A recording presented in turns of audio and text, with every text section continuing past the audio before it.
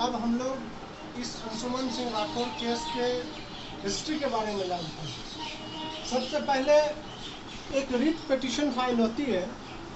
एक पिटिशनर है, वो मदरसा निसारुल उलूम शाहजहाँपुर पोस्ट अकबरपुर जिला अम्बेडकर नगर यूपी में असिस्टेंट टीचर के पद पर बहाल होता है और उसे 4,000 रुपये प्रति माह के वेतन पे रखा जाता है और 8% सालाना वृद्धि के रूप में उसे वेतन दी जाएगी। परंतु ये असिस्टेंट टीचर कुछ वर्षों के बाद जब उसकी वेतन में वृद्धि नहीं होती है तो वो इलाहाबाद हाईकोर्ट में एक केस करता है कि उसे क्यों नहीं जो है मेरे सैलरी को इंक्रीमेंट की जाए और मेरा जो सर्विस है उसे रेगुलराइजेशन और सब नॉर्मल टीचर की भांति मेरे भी वेतन को और उसके सर्विसेज को क्यों नहीं रेगुलराइज कर दी जाए। ये उसी तरह का मामला है जिस तरह से बिहार सरकार ने अलाउद्दीन बिस्मिल केस, जिसमें बहुत सारी बहसें होती हैं, सचिवालय उसके अगेंस्ट जो है कि एक निर्णय लेता है और मदरसा सिस्टम में 2459, 1128 और जो है 609 वगैरह मदरसा में एक जो है जांच का सिलसिला शुरू होता है। लेकिन कुछ दिनों के बाद इसी केस में एक नया डेवलपमेंट होता है। एक अंशुमन सिंह राठौर जो पेशे से हाईकोर्ट का वकील होता है और अन्य 5 केस फाइल होती है, एक रिट पिटीशन है। लेकिन अब इसमें एक नया पॉइंट जुड़ जाता है। अब ये लोग कहते हैं कि ये मदरसा बोर्ड जो एजुकेशन सिस्टम है ये सीधे से ही असंवैधानिक है। उनका पहला आरोप होता है कि ये एक्ट जो है ये violation of RT act 2009 section 1 और 5 का उल्लंघन है। ये अगेंस्ट है प्रिंसिपल ऑफ सेकुलरिज्म के।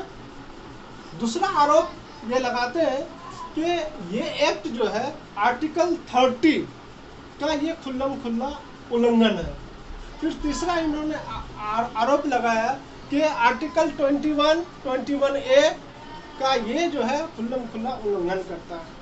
और चौथा इन्होंने आरोप लगाया कि ये मदरसा एक्ट है और यूजीसी एक्ट दोनों आपस में बहुत ही कॉन्फ्लिक्ट है।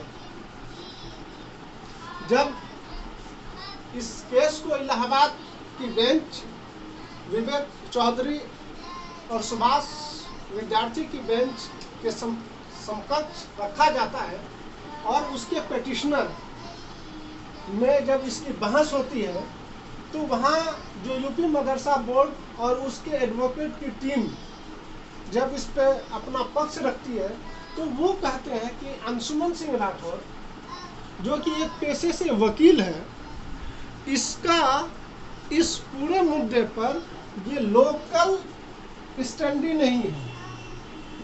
लोकल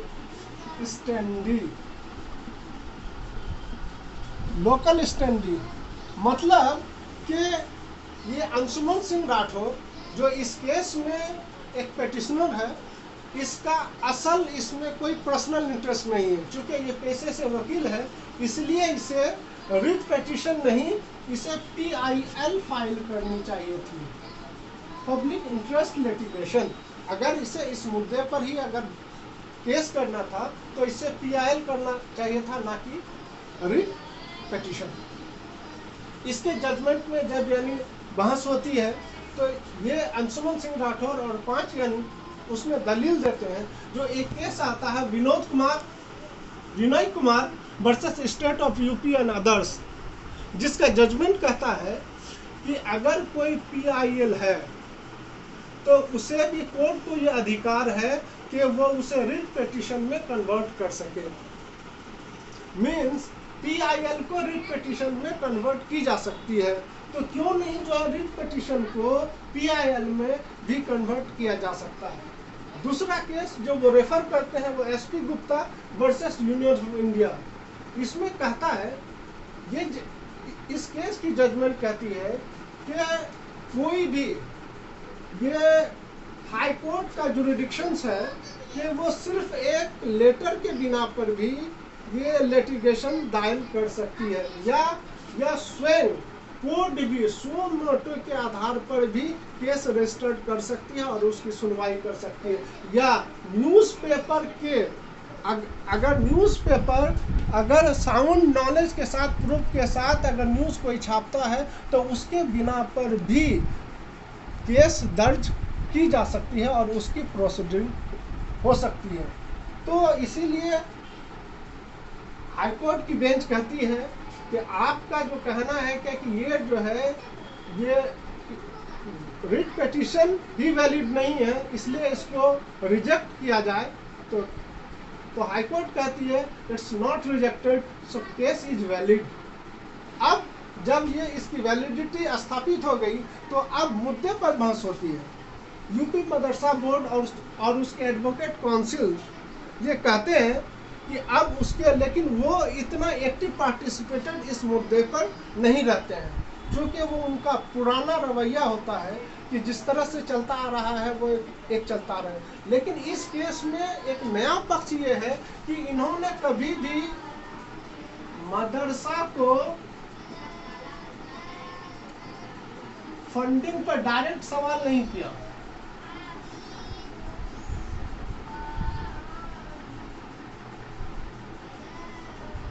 कि मदरसा को स्टेट गवर्नमेंट डायरेक्ट क्यों फंडिंग करती है, इस पर इन्होंने डायरेक्ट सवाल नहीं किया। इन्होंने इसको जो है डायरेक्ट घुमा करके पकड़ा कि ये जो है जिस एक्ट के द्वारा मदरसों को एजुकेशन और फंडिंग दी जाती है, क्यों नहीं उस एक्ट को ही इनवैलिड करार दिया जाए। अब जब उस स्कीम्स में बहस होती है, चूंकि यूपी मदरसा बोर्ड और उसके एडवोकेट काउंसिल ने इस पे ज़्यादा एक्टिवली पार्टिसिपेटेड नहीं किया और उन्होंने अपना पक्ष अच्छी तरीके से नहीं रखा, जबकि हाईकोर्ट बेंच के सामने ये मुद्दा समझ में आया उसे कि ये जो है इस एक्ट की स्कीम्स और जो वायलेशन है, यहाँ सिर्फ ट्रेडिशनल या मदरसों में फिलोसफी ऑफ इस्लाम के अनुसार ही पढ़ाई होती है, यहाँ आधुनिक विषयों की पढ़ाई नहीं होती है। यहाँ एसपीक्यूएम योजना के अंतर्गत आधुनिक विषयों की पढ़ाई होती है। इस पर मदरसा बोर्ड ने इस पर क्यों बहस नहीं करी, या फिर दूसरा, अब इसके हम लोग समझेंगे कि ये किस तरह से जो बहस होती है, तो उसमें ये इस तरह से कहते हैं कि ये आरटी एक्ट जो है कि 2009 का उल्लंघन है और principle of secularism. RT act 2009 section 1 कहता है कि प्रत्येक जो है 14 वर्ष से कम फ्री एंड क्वालिटी एजुकेशन देना सरकार का, क्वालिटी एजुकेशन देना यह सरकार का अपना कर्तव्य है। इसमें चूंकि मदरसों में सिर्फ दीनी तालीम या ट्रेडिशनल तालीम ही होती है, यहाँ के पढ़ने वाले बच्चों को और सब सामान्य और सब धर्मों के पढ़ने वाले बच्चों के बराबर में इसे समान अवसर और समान शिक्षा नहीं दी जाती है। इसीलिए ये आरटी एक्ट जो है 2009 का यह खुला उल्लंघन है। और इस एजुकेशन सिस्टम में ये कहता है कि principle of secularism means state government कभी भी किसी भी स्टेट गवर्नमेंट हमेशा सेकुलर होगी। स्टेट गवर्नमेंट का कोई धर्म नहीं होगा। स्टेट गवर्नमेंट कभी भी वैसे कोई कानून नहीं बनाएगी जिससे एक पार्टिकुलर धर्म या उसकी कंसेप्ट या फिलोसफी को बढ़ावा मिल सके। दूसरा, और ये मदरसा एजुकेशन सिस्टम में सिर्फ ट्रेडिशनल एजुकेशन की पढ़ाई होती है, वहाँ आधुनिक विषयों को नहीं पढ़ाया जाता है। और ये एक्ट इसी एजुकेशन सिस्टम को बढ़ावा देने का काम करती है। इसीलिए ये एक्ट जो है ये प्रिंसिपल ऑफ सेकुलरिज्म के अगेंस्ट है। दूसरा ये कहती है कि violation of article 21 and 21A, समाज में जितने भी बच्चे हैं उसे समान और क्वालिटी एजुकेशन प्राप्त करने का एक संवैधानिक अधिकार है। चूंकि मदरसा सिस्टम में सिर्फ ट्रेडिशनल पढ़ाई होती है और वहाँ के बच्चों को और सब दूसरों बच्चों की भांति सही क्वालिटी एजुकेशन और सब मॉडर्न शिक्षा की तालीम नहीं मिलती है, जबकि बार बार ये सुप्रीम कोर्ट का कहना है, चूंकि ये बच्चों के अधिकार का मामला है, चूंकि उसे हर हाल में एक अच्छी और फ्री एजुकेशन सिस्टम शिक्षा दी जाए। दूसरा ये कहता है कि कॉन्फ्लिक्ट ऑफ मदरसा एक्ट और दूसरा यूजीसी एक्ट कि हायर एजुकेशन का जो डोमेन है वो केंद्र सरकार के पास है। किसके पास है? केंद्र सरकार के पास। मीन्स हायर एजुकेशन की जो भी पढ़ाई की जाएगी या दी जाएगी वो यूनिवर्सिटी के माध्यम से दी जाएगी और उसकी जो भी डिग्रियां होंगी वो यूजीसी एक्ट के द्वारा नोटिफाइड होनी चाहिए। तीसरा यूपी मदरसा एक्ट सिस्टम में जो यहाँ हायर एजुकेशन है, ये कामिल, ये फाजिल, ये अल्लमा की डिग्री, इसे यूजीसी नोटिफाइड नहीं करती है। यूजीसी नोटिफाइड नहीं करती है।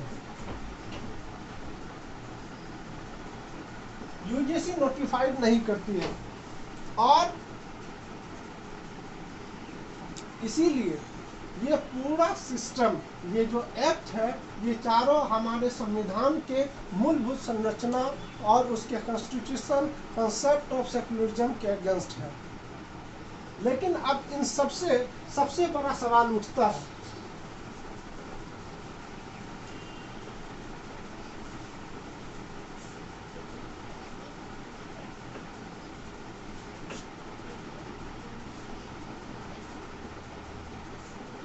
वैलिडिटी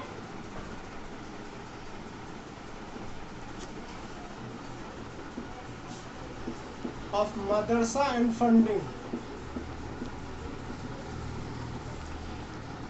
का आधुनिक